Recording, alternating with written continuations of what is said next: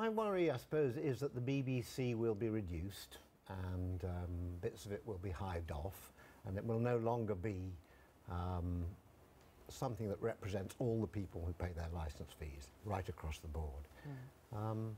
And my worries are that something that works actually very well, with a few hiccups here and there, will be dismantled or will continue to be judged as though there's something wrong with it. I mean, I'm not just talking because I've travelled around the world, but the BBC is enormously admired and respected around the world. It's a great ambassador for Britain. There are people around the world who trust what they hear on the BBC and more than their own local broadcasters. They would still, even if it was a bit smaller.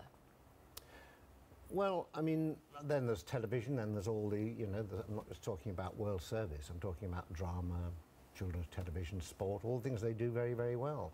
Why reduce that? I really don't see the reason why that should be chipped away at. I think it works very well. They need to keep it working well.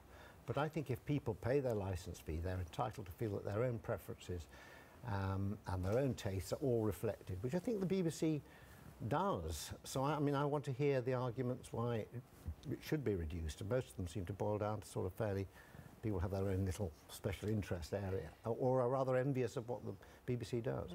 But you don't acknowledge that you have a vested interest too, having worked for the BBC. I mean, there are various columnists and various MPs saying, well, you would say what you're saying because you've earned vast sums over the years doing the kind of programmes that you've done.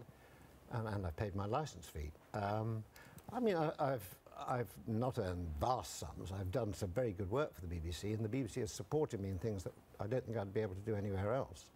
I don't see that as a vested interest. I think that's just, it's a good place to work. I've also worked for ITV. I've done some marvellous work for Channel 4.